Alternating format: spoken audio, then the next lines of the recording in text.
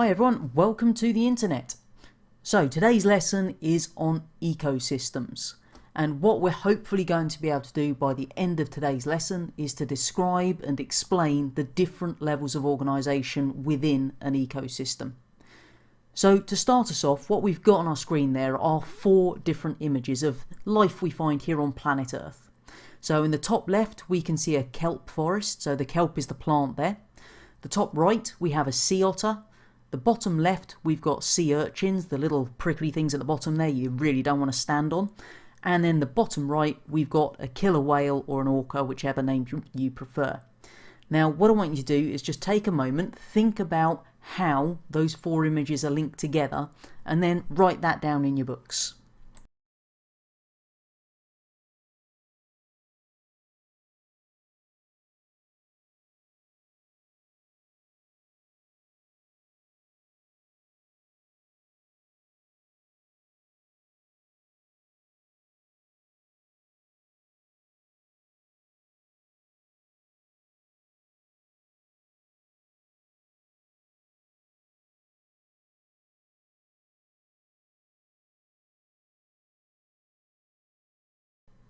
So the way those 4 images are actually linked together then is they're all part of the same food chain. So what we've got, our kelp is the plant, so that's at the beginning of our food chain.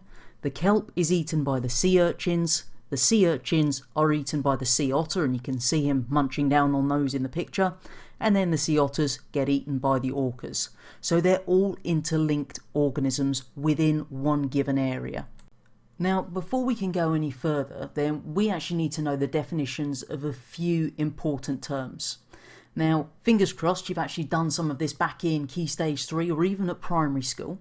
So what I've got for you here then are 6 key terms: ecosystem, community, habitat, producer, consumer, and decomposer. What I want you to do is just take a couple of minutes now to write down definitions for any of those words that you can.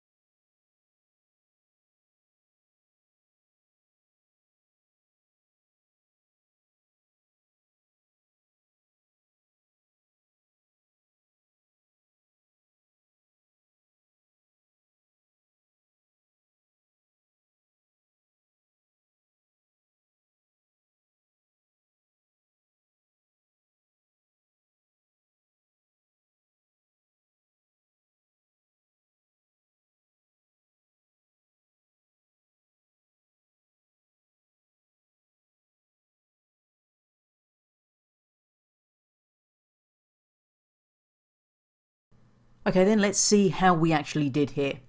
As we go through these, obviously if you got it right, give yourself a tick, because we're going to have to do a lot of self-marking here. And if you haven't got it or you don't have a full answer for it, then add in the bits you're missing. So our first word, ecosystem then, this is all of the living organisms and the physical conditions in an area. So we're not just focused on the living things, we're also considering those physical conditions that are within that same area as well. So this will be any of the living creatures, the plants and so forth, plus the temperature, the humidity, the amount of water, the pH, all of that goes together. Our second term, the community, this is all of the organisms within the ecosystem. So the community itself are the living things. Third one, the habitat. This quite simply is the area in which the organisms are living. So make sure you've got those three written down, and if you need to pause the video to get them all done, then obviously do so. So ecosystem is all of the living organisms and the physical conditions in an area. The community is just the organisms within that ecosystem, and the habitat is the area in which those organisms live.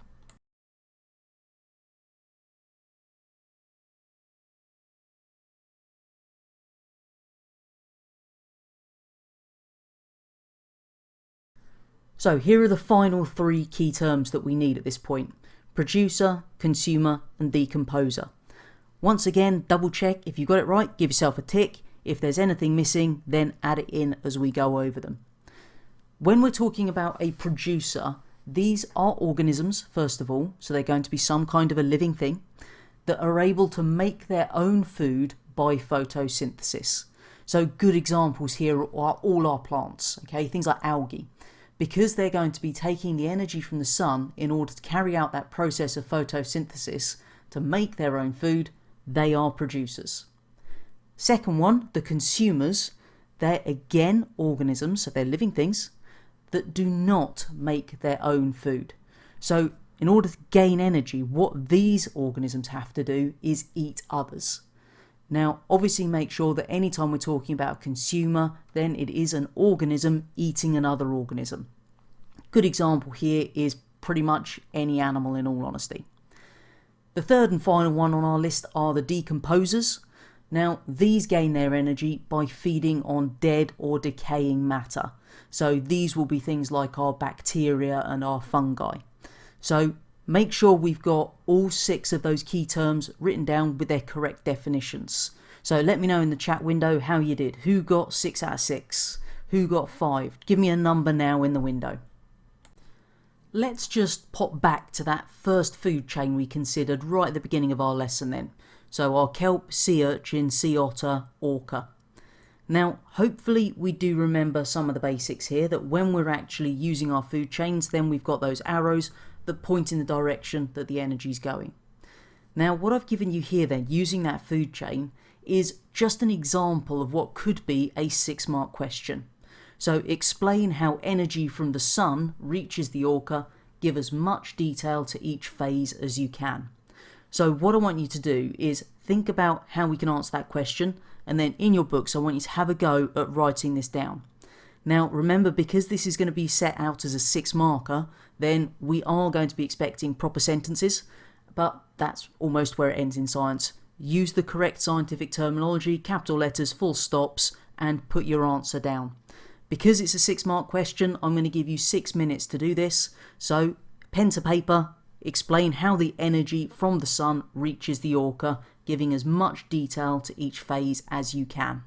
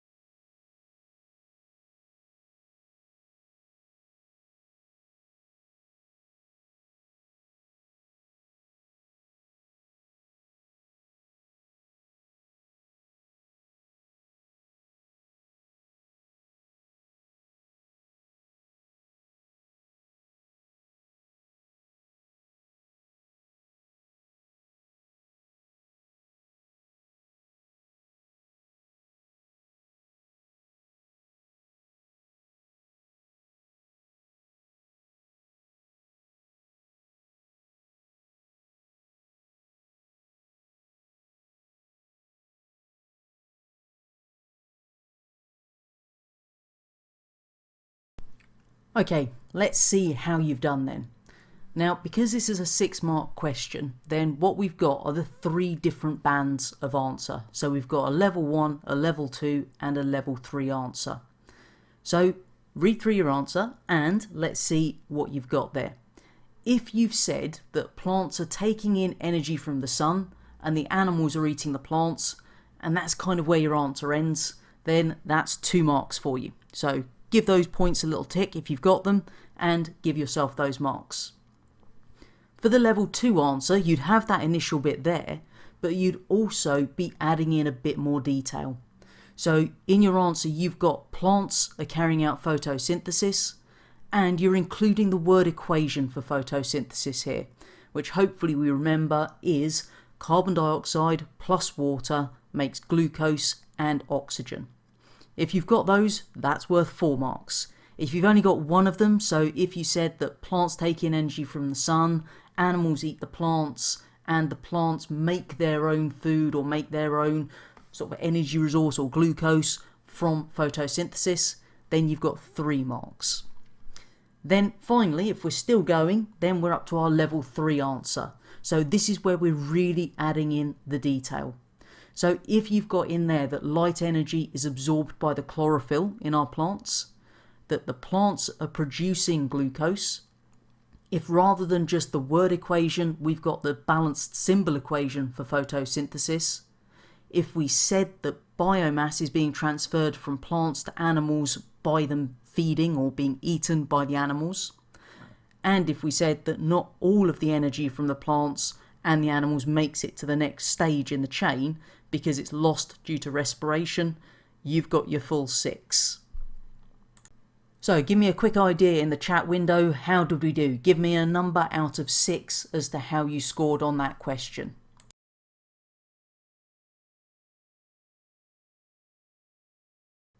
Now, in the answer I just gave, then I did use a term that you may or may not be familiar with, and that term is biomass. So whenever we see the word biomass, what we're referring to is the amount of living material present. So make sure you've got that written down. So biomass is the amount of living material present. Now, when we've looked at food chains, then all the way back, even at key stage 2, where you probably mentioned them, then we've talked about what eats what. Okay, so that's pretty much what our food chains are showing. It's showing those different organisms and who's eating who. Now, what we need to do is upgrade our answer slightly from just saying that a food chain shows what organism eats what. What we need to know is that those arrows are really important, because the arrows in a food chain are actually representing the direction that energy is flowing. Or we could phrase that in a slightly different way by saying that it's showing the transfer of biomass from one organism to another. So this is where the direction of those arrows is so important, because do remember, if your arrows are pointing from, say, the rabbit to a bit of grass, then what you're actually saying there is that the grass is eating the rabbit. Now, I don't know about you, we do live in crazy times these days, but I still haven't seen a moment where a bunch of grass has leapt out from behind a rock and devoured a rabbit, leaving just its bones behind. It doesn't happen. But if your arrow is pointing from the rabbit to the grass, that's kind of what you're saying is happening. So arrows always point from the organism the energy originates on to the organism it's going to.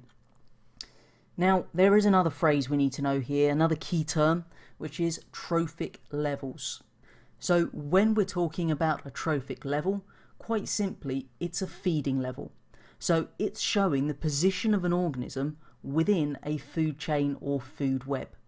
Now, when we've got food webs, which are where we've got lots of organisms all linked together, we can have more than one organism at a particular trophic level. And we'll have a look at an example of that next. So what we've got here then is an example of a food web. Now, this is an ocean food web that I've pulled out, but they occur in all different habitats. Because when we talk about a food chain, that's merely a tiny section of the organisms within any given habitat. Usually they're kind of 4 organisms long that we see, but there's way more than 4 organisms in a habitat. and each of those individual organisms are going to be interacting with each other and eating each other and so forth. So what we do is we take those individual food chains and we put it together into a food web. So what we've got within a food web are all of those linked food chains within a habitat. So on this one here, we can see that we've got lots of different organisms and they're all interlinked by those arrows. One of the questions they could ask us based around a food web is they'd give you one like this, and then they'd ask you to write out 2 or 3 food chains based on the food web they've given you. A couple of things they're going to be looking for here. First of all, you've got the right organisms in the right places, and secondly, that you've put your arrows pointing in the right direction. And remember what we've said, the arrows must always show the direction that the energy or the biomass is going in. So what I want you to do then is, using our food web on the screen here for our ocean habitat, I want you to have a go at writing out 3 different food chains. So I'm going to give you about 2-3 minutes just to get that done.